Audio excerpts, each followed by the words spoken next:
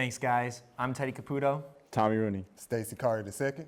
And the last few weeks, we've been previewing the NBA season, but this week we're bringing you a Week 9 preview of NFL football. Guys, we noticed that this slate of games is a little milder than it has been the last few weeks, but there's some good games that we're keeping our eyes on. Tommy, I'll start with you. What game do you have your eyes on this week? I'm looking at the Packers and the Lions this week. I think the Lions are the best team in football right now. Chiefs are undefeated, but they've kind of been sleepwalking to an undefeated record so far. Lions have been putting up 50 points a game for the last few weeks. Jared Goff was the first quarterback since 1955 to not have 100 yards passing in their team to score 50 points. Unbelievable. First time in the Super Bowl era. And the David Montgomery had a throwing touchdown. Defense had a touchdown, punt return touchdown.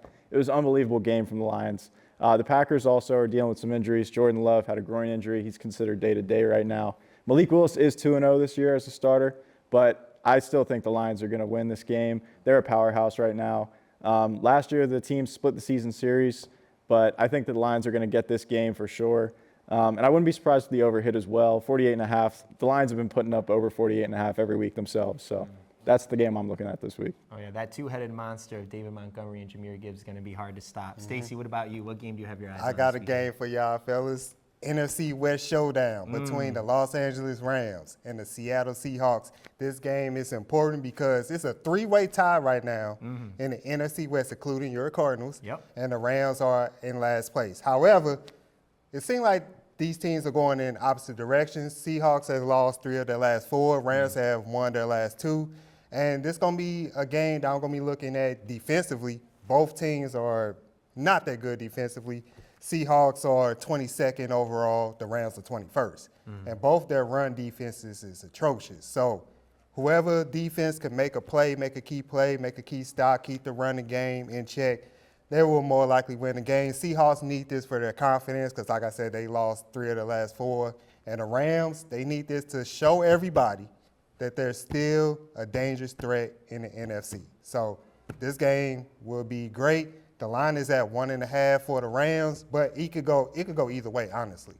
Yeah, we were talking about the two-headed monster on the Lions in the rushing game. What about that two-headed monster on the Rams in the passing game? Cooper Kupp and Puka Nacua are healthy again. That must make you very happy. Don't trade Cooper Kupp. Please don't trade Cooper Kupp, please. Yes, please don't, at least for Stacey's case. In my case, though, please send him away because my Cardinals are number 1 in the division right now, tied for number 1.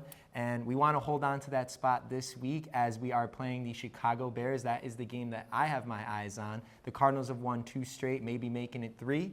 And the way that can happen, I do see this game being a shootout. I don't think that this is going to be a low-scoring game. The Cardinals' defense has been struggling, but so is the Bears. I mean, they did well against Jaden Daniels, but I think that the Cardinals will put up some points in order to keep up if they're going to win this game.